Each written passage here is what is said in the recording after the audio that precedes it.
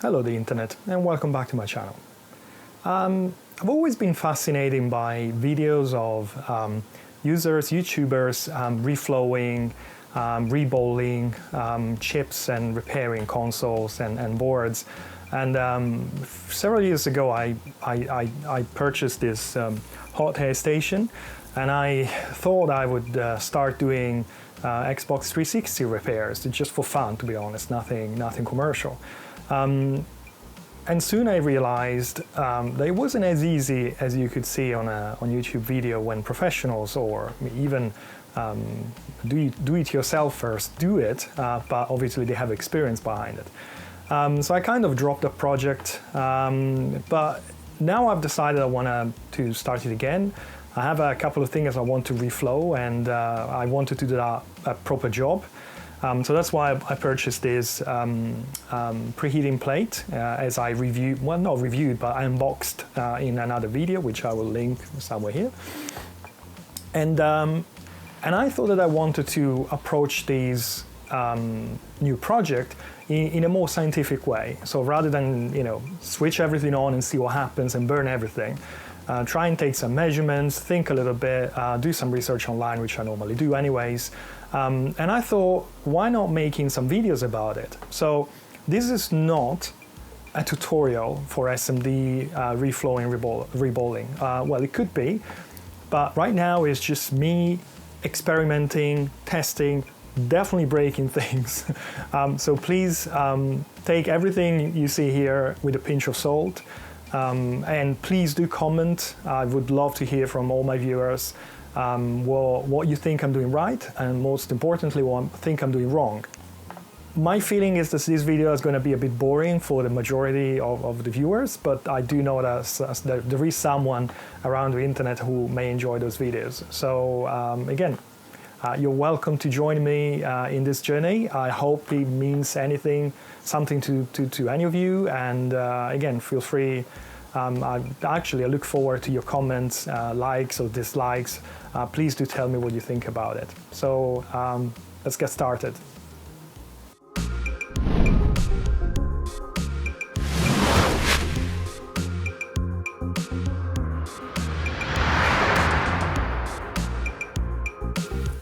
Now, I don't want to do experiments with items I'm trying to repair. So I was looking for some, I don't know, old boards, motherboards, computer boards with BGA chips on them where, that could allow me to experiment a bit. And I ended up collecting these three items locally. I have an Xbox 360, which was sold as not working, red ring of death, RROD, usual stuff. PlayStation 3 as not working, and another Xbox 360, which I disassembled already, which, according to the owner, was showing the red ring of red, or was starting to show that. I've also collected this. It's a Sony Vaio laptop. It came with some of the chassis, but the battery was missing, the power supply was missing, so basically pointless. Now the thing is, I've tested all these three game consoles, and well, the first Xbox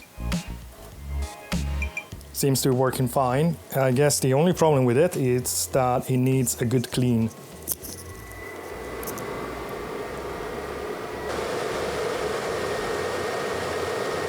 And the second Xbox also seems to be working fine. I haven't got a controller for the Xbox, so I can't really play any games with them, but again, I tried this, I kept this on for a while, and it seems to be working. And finally, the PlayStation 3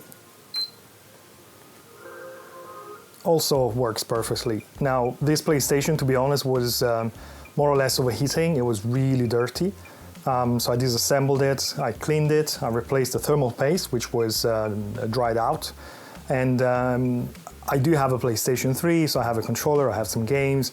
It had some issues, it was kind of freezing during some games. I reinstalled the operating system, cleaned the disk, and honestly it's been working fine for weeks. I kind of got attached to this PlayStation. I just don't feel like I want to like experiment on it. So I think I will try and sell it back. I paid this £10. I'm probably looking for £10–15, nothing serious. Meanwhile, I found a couple of free Xboxes here locally, someone who just wanted to get rid of them. The first one doesn't really come with the cover, it doesn't come with the front button panel, so it's perfect for my tinkering and experiments. When I powered it up the first time, it had the red ring of death. Usual trick, you remove the shroud of the fan, you let it overheat a little bit, and the following time I powered it up, it started working, and yeah, it's been working since. Obviously, we know this is the usual Xbox 360 issue where it starts working if you wrap it around with a towel. It doesn't mean it's a reliable machine at this time, but it works. And the second machine is a bit more fun, as it shows an error message, which is E74. I understand it's the HANA chip, which is a small chip looking after I can't remember what, which I can definitely try to replace or reflow, and again, have fun with them. I got this for free, so perfect. Now, before I start testing with reflows, I'd like to collect some data from my setup to hopefully come up with a custom reflow profile. What is a reflow profile? A reflow profile is telling you how to drive the temperature of the board over time to achieve the proper reflow. For example, you may have something that says take the board at 180 degrees within 3 minutes, keep it there for 60 seconds so the board gets even a temperature, and then ramp it up at 260 degrees. At that point, the solder will flow, keep it there for maximum 30 seconds, and then switch everything off and cool down the board at that specific rate. Now, this preheating plate is not the best in the market, okay?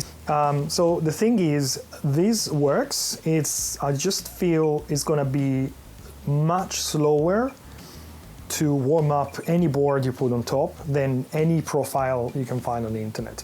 So before I can attempt to do something, I would like to find out how long this machine takes to warm up a board, which is sit on top,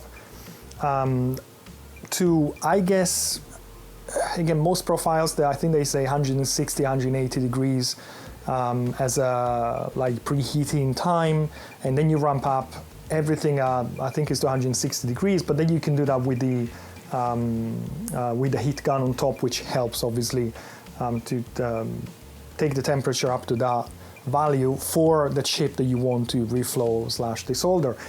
But for the time being, let's focus on 160, 180 degrees. So the goal is, how long does it take for this machine with a board to get to the temperature? Now, I'm going to use the Aoyue PC board. So what I'm going to place this board on the preheating board, start it up, and I'm going to use this infrared temperature meter and take a measurement on a specific point on the board every 30 seconds and record it until it reaches the target temperature. Let's say it's 180 degrees.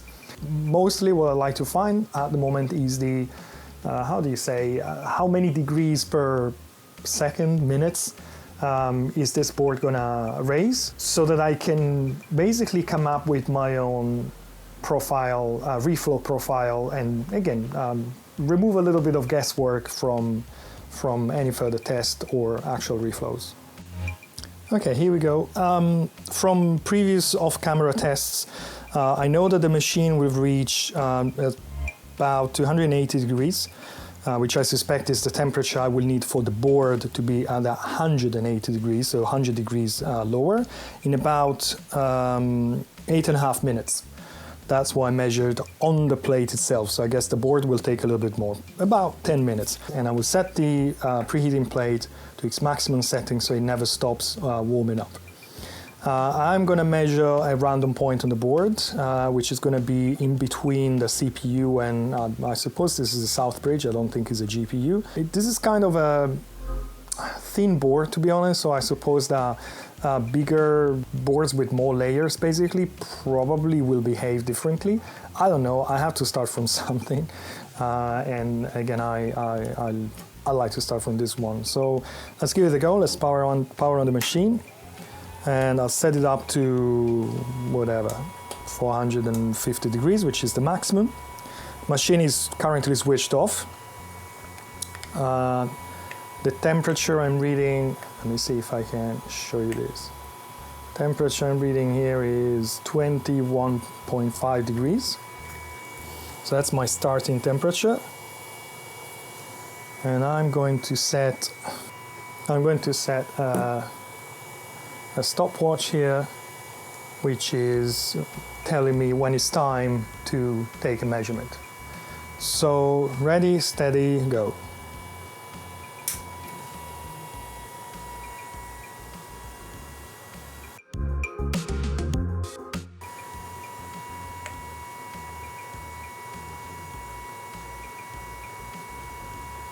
Got 23.3.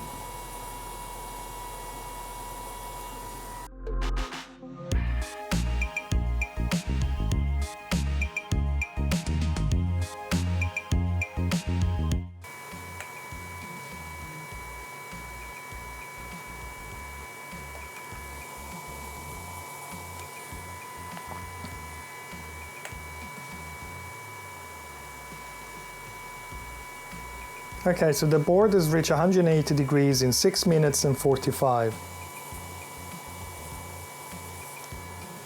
Which is faster than I thought, which is great. As you can read, by the way, the machine is reading 280. So my finding is correct, and I can see that there is not much. Well, obviously it's overshoot a bit now,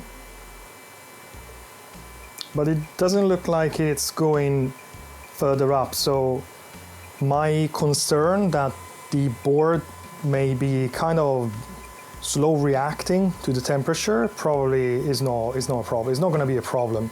So I guess I need to set this preheating plate to around 280 degrees, and the board will follow up pretty shortly afterwards. Again, it doesn't take minutes to stabilize its temperature. I don't know, I think the next test, now obviously I'll let it cool down. It will take a while because this machine is very slow in cooling down. And that's another problem, by the way, because reflow profiles, they actually include a cooling temperature, which should be really respected, even though I feel that cooling down too fast is a problem. Cooling down too slow probably is not too much of a big deal. Please feel free to disagree with me in the comments. I actually would love to know more about this. But anyways, the next step is going to be to just set the machine to 180, and again, and see what happens. See if it behaves exactly the same, or whether whether there's something behaves slightly differently. Because obviously, when the machine reaches 280, it will start to, I think the right word is modulate. So the internal PID is going to turn on and off the plates. Which means obviously they're not gonna go higher than 280 degrees. So judging from what I'm reading here, it should be fine. And the next step is also to do a little bit of math and see what's the raising rate of the plates and of the board which is on top of the plates, and hopefully come up with a profile which is going to work with the setup. Because again, no point in getting a profile from the internet if it's designed for £1,000 machines, which obviously, I can't get this board. It takes 7 minutes to get to 180 degrees. I can't do that in 5 minutes or in 3 minutes. It's just, this machine can't do that. So I'll have to adapt the online profiles to what this machine can do. As a further test, let's turn on the machine and set it up this time to 280 degrees and see how long it takes for the board to reach 180 degrees. So let's record the initial temperature and let's turn on the machine and timer.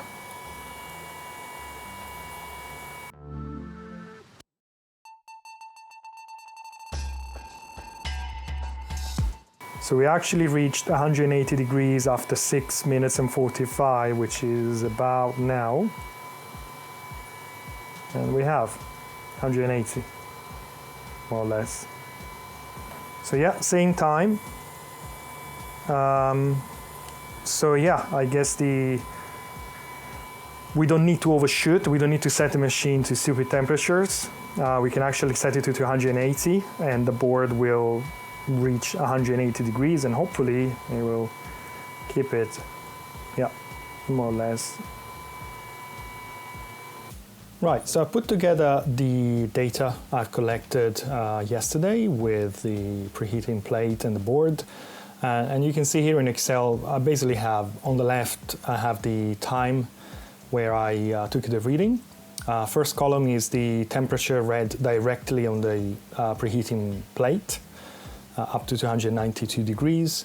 Here on the right, I have the temperature read on the PCB, the Aoyue PCB. And this is the rate of rise, which basically represents the speed of the temperature. So in this case, it's 0.6 degrees per second increment, comparing these two data from 25 to 44 in 30 seconds. And you can see that the rate of rise changes a bit. It starts a bit higher, like 0.8, 0.7.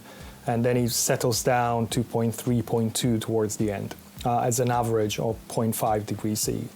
You'll understand in a minute why I'm analyzing this thing. So I put these things in a graph. The Y on the left is the temperature, and the Y on the right is the rate of rise. And the blue line is the preheater plate's temperature, rising from about 20 degrees to about 300 degrees. The orange is the PCB, the Aoyue. As you can see, it basically has a little delay at the beginning, but more or less it follows up the temperature of the plates with about 100 degrees different between the two. And in gray, you can see the rate of rise, how fast the temperature is rising. In this case, again, I would ignore this peak. I don't know exactly what happened, but it starts around 0.6, 0.8, and then it drops down a little bit. Why am I doing this? I need to know how fast the PCB will heat up, because if I'm looking at reflowing profiles from the internet or from manufacturers, basically, they will tell me how fast I need to take the board to a certain temperature, and this is a cheap setup, so I won't be able probably to do what they say. So actually, let's look at one of those profiles. This is from a website, which I'll probably try and link at the bottom of this video. There are two types, one with a little soaking area where the board is brought to temperature before it's pushed to the maximum temperature, and one where the board is basically taken straight to 240 degrees, and then obviously reflowed, whatever has to be reflown, and then switched off. The difference is basically they recommend the left one, this one for boards with large components. The idea is once you reach 150 degrees here, you want to give the board and all those big components time to reach that temperature. So you slow down a little bit and you slowly go up to 180 while all the components are warming up.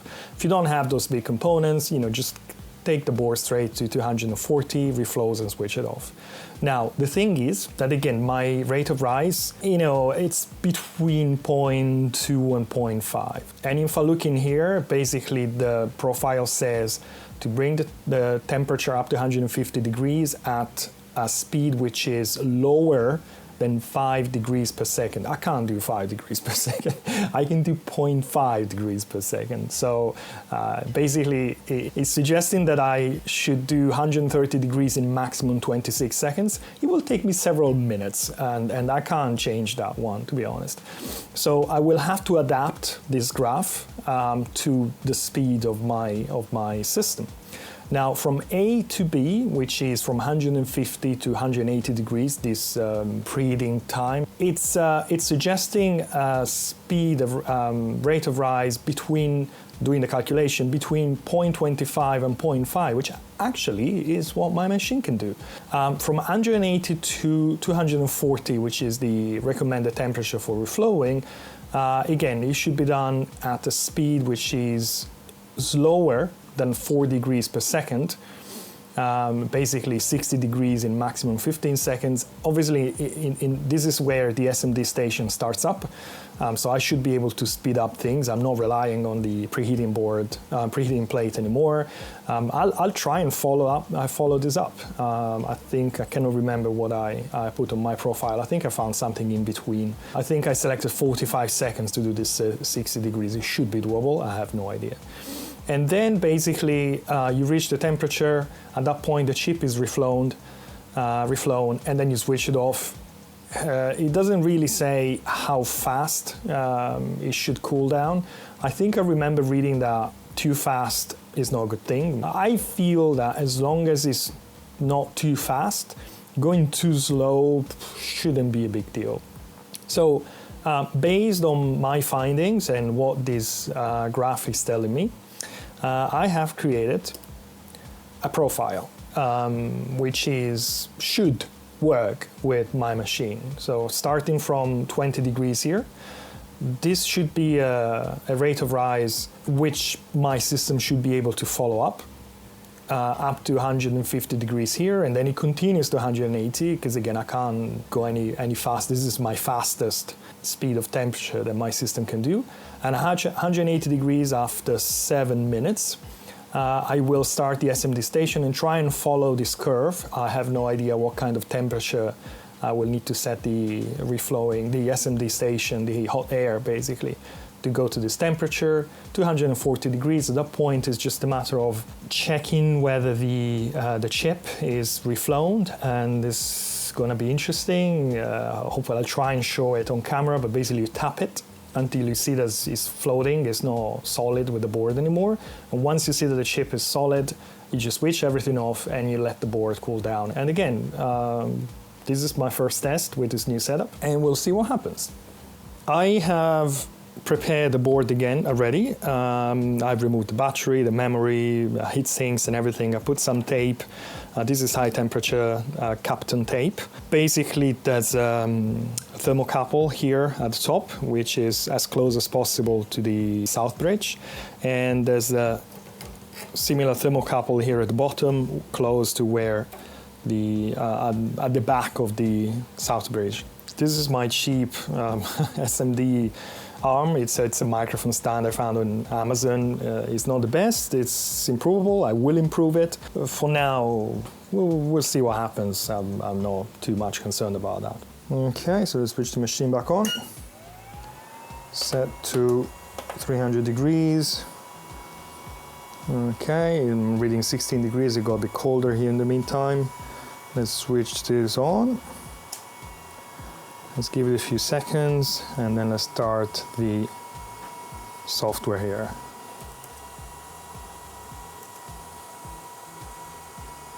There we go.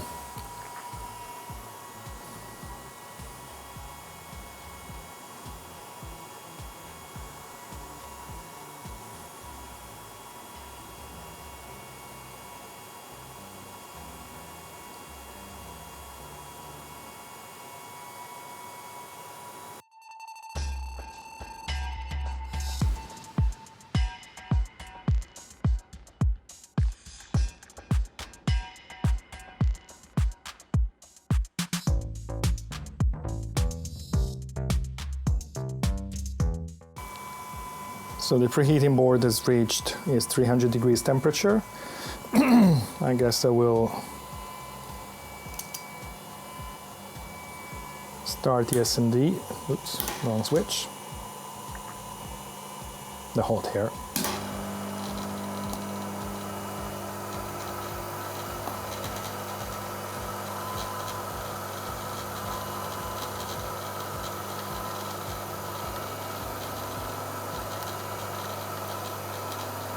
Let's try to 300 degrees and see what happens.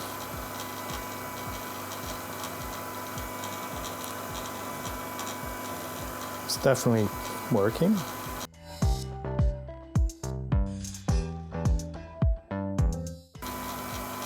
Okay, we are approaching the reflowing temperature.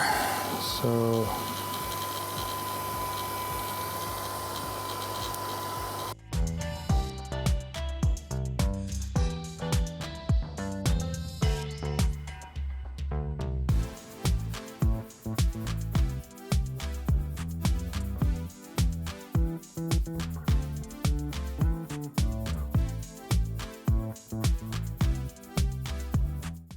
but the chip, unfortunately, is not reflowing.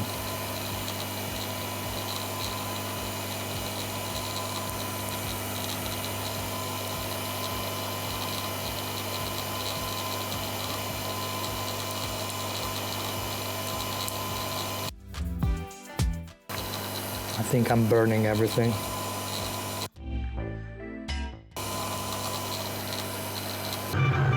Can't maintain it much longer, Commander. Okay. Warning, exceeding reaction chamber thermal limit. Ceasefire. Shutting down warp engines. Oh god. Alright. I definitely saw the chip reflowed. I moved this component. I think I burned everything else. Okay, well, yes. Oh, yeah. This is definitely a massive failure. Totally, completely failure. You can see the chip is completely destroyed. So that's a big bummer. Big bummer. I totally burned everything. And I'm wondering, well, yes, I set the SMD station to a very high temperature. Even though, to be honest, it was because I could see the chip was not flowing. But obviously something else was happening. So either I know that these nozzles are not very uniform in terms of temperature evenness. I modified the nozzle in a way I can show you later to try and make it better, but that didn't work. So maybe next time I should try with a smaller nozzle and just do it manually rather than the big one. I have a feeling this hot air machine is not really happy with the big nozzle. But yeah, goodbye Aoyue. So first test, fail.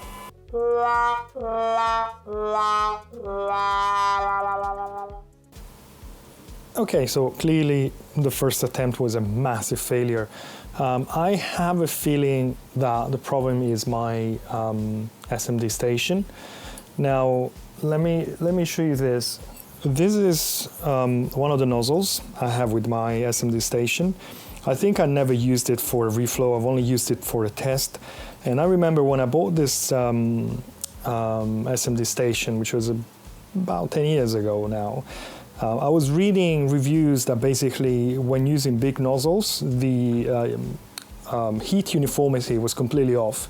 So what happens on a chip like this is that the chip is not warming up uniformly, which means some parts of the chip will not, the solder will not melt, which means obviously you can't flow the chip. To prove this, I just ran the SMD station with some hot air, doing nothing for a few minutes, when brand new, so this is 10 years ago, and that happened.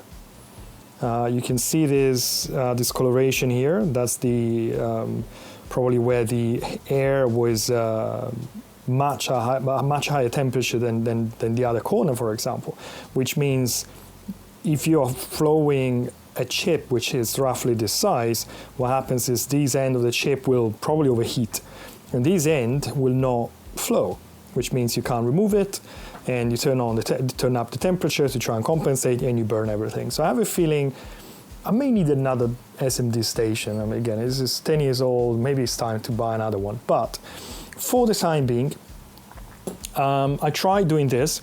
So what I did, I made this and I put it inside. This is made with like some tuna can. I just made this little propeller, if you want to call it that way. It doesn't really spin.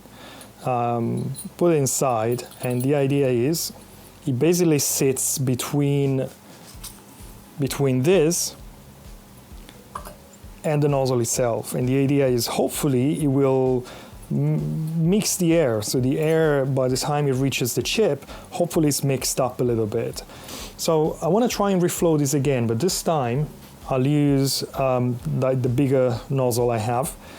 And again, considering the whole board is 300 degrees, hopefully this is going to be enough. But I'm not sure this is going to be enough for like an Xbox APU, not to mention a PlayStation 4 APU, which is quite large. So, okay, so again, let's try again.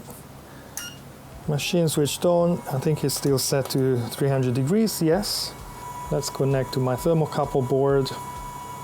And the board is kind of lukewarm, it's like 30 degrees. So I guess we can start the monitoring now and then start the board in a minute, well, in a few seconds.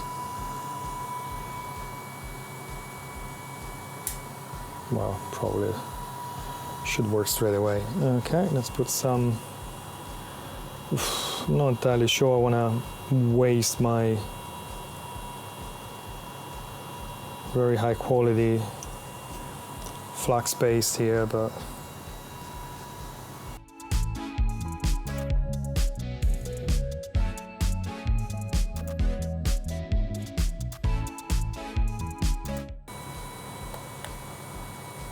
$170.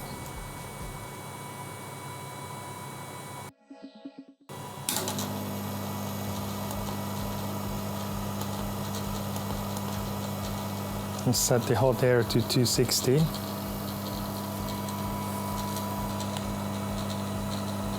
Okay, 180. So I'm ready here. And yeah, the graph is showing me.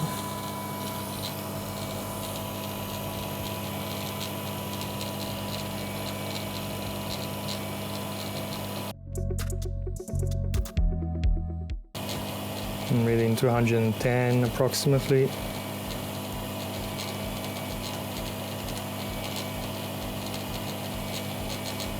I don't think that's enough.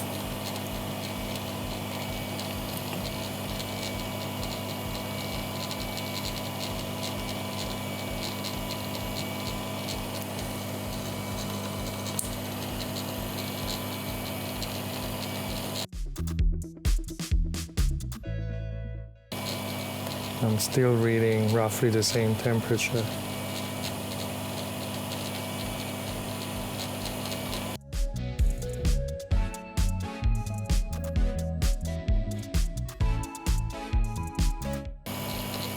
Nope.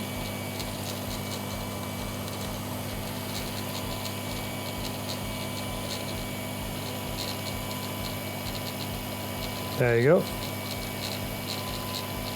Yeah, totally reflowed. Okay. So, and I have the heat gun set to 300 degrees. And this is reading, yeah, 220, exactly.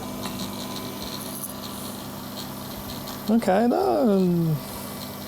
looking at the graph, I'm within the timing. I'm looking at the bottom temperature. I think the top temperature, again, the probe is too close to. I'm not sure, to be honest, but I think the bottom temperature is a better reference in this case. The last test I would like to do on this board, just with reflowing, is just change the temperatures. I have something like, so previously I had 300 degrees on both machines. I'd like to go with 305 on the preheating plate. Reason I'm a bit careful with the preheating plates. I don't want to reflow the whole board. I just want to make sure that my job with the hot air is easier. But I'd also want to try and keep the temperature as low as possible. So I go with 305 on the preheating board and 310 on the hot air station, and see if it works any better or, you know, any faster.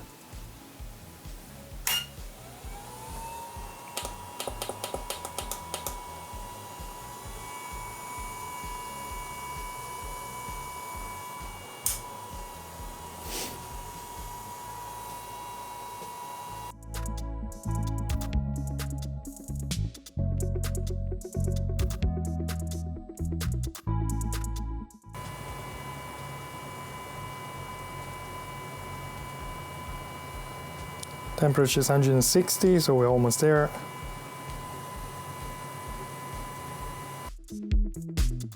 Okay, temperature is 180 degrees, so I can start with the hot air station.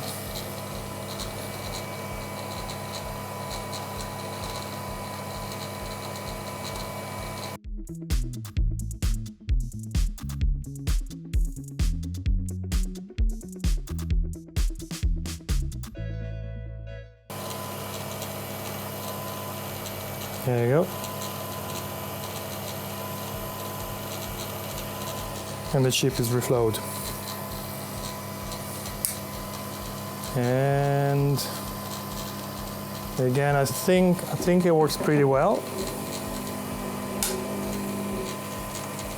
I think this works pretty well. It's probably even faster than the previous setup. And the temperature, let me measure it now. I'm measuring 200, and obviously I switched it off, so it was 215 when I measured. So it solder melts at 220, so yeah, I'm pretty happy with the outcome. And chip was definitely reflowed, and happy days. So I think I'm happy with the setup. So 305 degrees on the preheating board and 310 degrees on the hot air station. That should keep the temperature, the components at a reasonable temperature without overheating too much, and hopefully making sure the procedure is as successful as possible. After this test, I reflowed the same chip, the same board, with the same temperatures and the same technique a few times, and every single time I was able to achieve the same results in roughly the same time. So I call this a success, and definitely it makes me feel that the temperatures and the procedure I've discovered here is probably a good starting point for my future tests. So I think I would like to end this video here, and I would like to draw a few conclusions with you, something to summarize a little bit what I've learned from my first experiences here. So I have a few points. Point number one, for larger components, SMD components, you do need a preheater. That's my experience over the years with lots of failed SMD reflowing and chip lifting and everything. For a larger component, you do need a preheater of some sort. For a smaller one, you can do without it probably. For kind of medium size, you can probably just preheat the board using the handle of the hot air station itself. For something larger, like in the South Bridge or an Xbox GPU or a proper GPU, a PlayStation, you definitely need a preheating board. Otherwise, the board acts like a sponge with water, and you're trying to pour water on the component and expecting to be like soaking wet when the rest of the board is a sponge as well and is soaking away. Point number two, do get yourself a decent infrared temperature meter. I found this thing absolutely invaluable, as the thermocouples, I find them not very effective. It could be because of the way I place them on the board. They're just taped on the board. Ideally, the thermocouple should have some kind of friction and touching the board itself.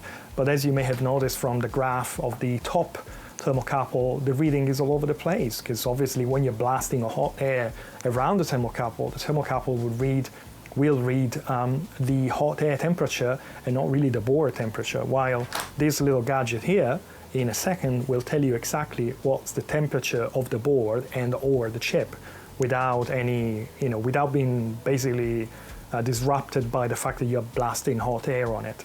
I was actually thinking of purchasing another one and just installing it on a stand with a trigger always triggered by a cable tie and just have a constant reading of the component that I want to read. I'm also considering using my thermal camera. I didn't think about that, and that may give me actually a real-time, nice, real-time view of the board with all the temperatures, probably even better than an infrared gun. I will give it a go, hopefully on my next video. Point number 3 is, do I actually need to graph all the temperatures that I've done with my little coffee roasting board? At this time, I'm not sure about that, because again, the thermocouples are, from my perspective, pretty, I would say, unreliable, inconsistent in reading temperatures when you're using hot air. If you're looking at hot air stations which are doing automatic reflow, they actually have infrared sensors inside. Honestly, I think I'd rather use one of these. Point is, I only have 2 hands, so sometimes it's a bit difficult holding the infrared and the handle, the hot air handle, and then also at some point you may need to touch the chip to see what happened to it, whether it's reflown or not. I honestly feel that thermocouples for this purpose, they give you an idea. Yes, do I need to have a fancy computer graphing everything, putting everything on a graph and showing me what's going on? I'm not sure about that. I think I've done much more with this over the past, tests with this board rather than with my thermocouples. The thermocouples are pretty inconsistent, again, time over time. Point number 4, I think I need a better hot air station. So this is I don't even know how to say that, Aoyue INT 852A++ hot air station. It does what it says on the tin. I looked online, it's a 24 liter per minute hot air station. I measured the flow with my anemometer, and it is indeed a 24 liter per minute station. But if you look online, stations which are being recommended along the communities, I think that the smallest one you can get now is 50 liter per minute, and actually one of the most popular hot air station recommended by electronic communities on the market, which is the Quick 861DW, is 120 liter per minute. And I feel the need of a more powerful hot air station is definitely needed when using this type of nozzles. I totally can understand why probably I have been burning chips using these nozzles over the years.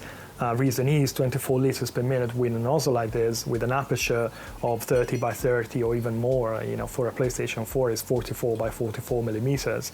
It's definitely not able to provide any sort of even airflow on the chip itself, and that's probably why I've been burning everything over the years. Point number 5, be patient. As you noticed on my first attempt, I panicked because the chip was not reflowing, and I started cranking up temperatures up to, I think, 480 degrees, whatever the station can do, and obviously burn everything at that point.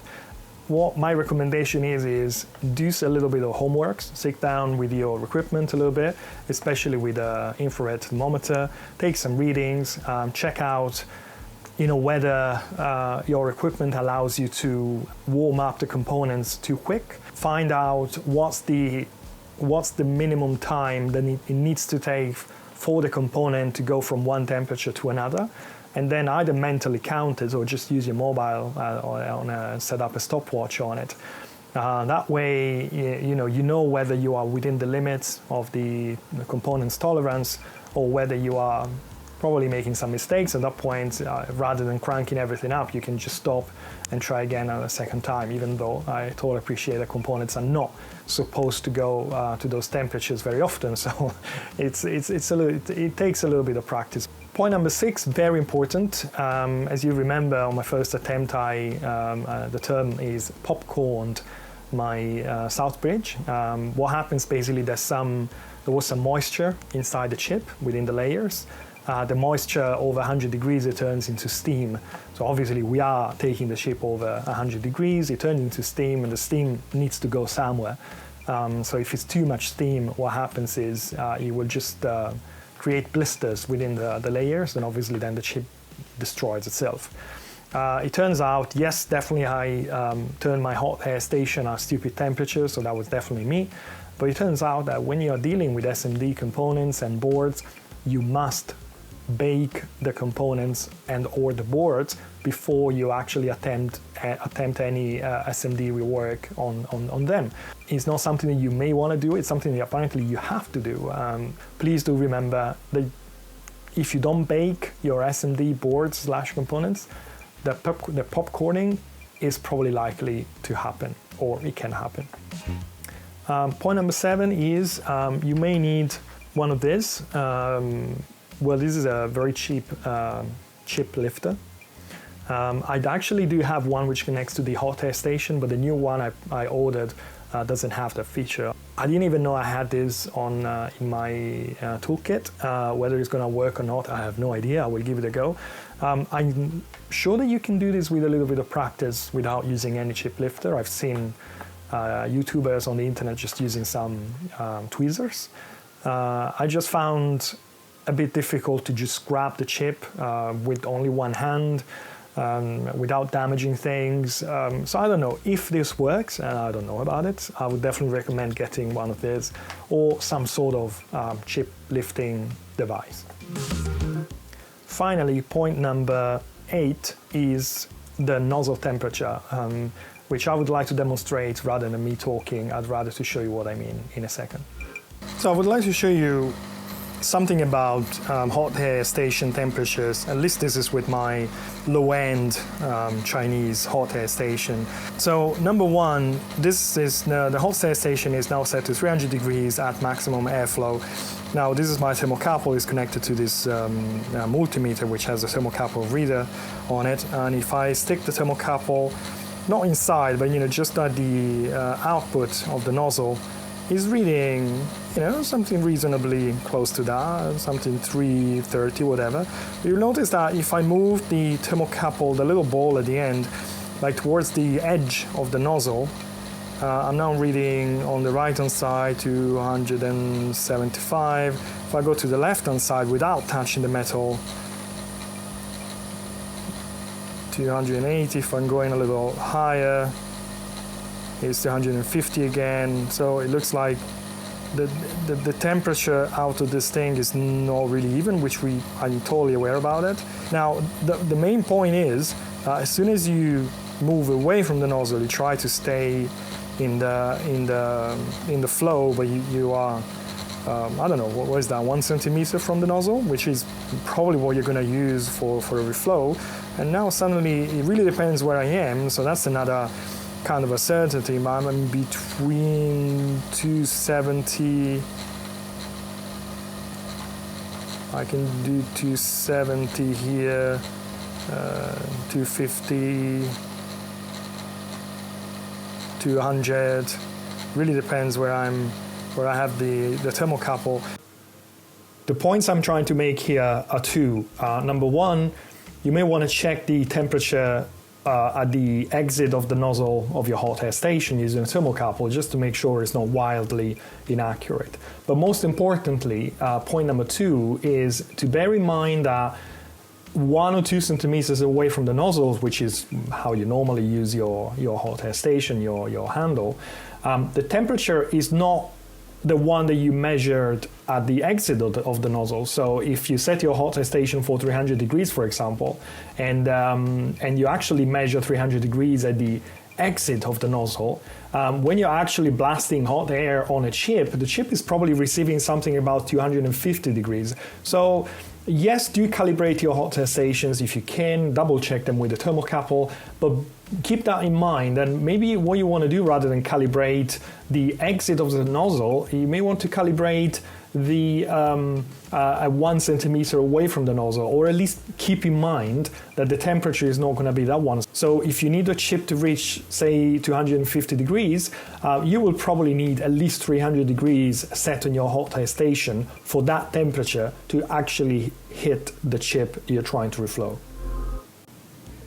I forgot to mention point number 9, make sure that you're using an air extractor. And with an extractor, I mean a proper extractor, not one of those fume filters that I've seen around.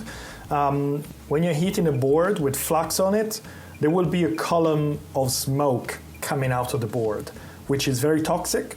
So please do not think of doing it in a bedroom with just the window a bit open. It's not going to work. The stink will be there forever, and it's actually quite unhealthy for you. So please make sure that you're using a proper extractor when doing SMD. So that's it for today. I hope you enjoyed the video and you didn't find it too boring. I hope I managed to share some information to you and you find them useful. I look forward to experimenting more with my boards and devices. Again, I'm waiting for another much better hot air station, and we'll see what happens. For now, thank you for watching, and I'll see you soon again.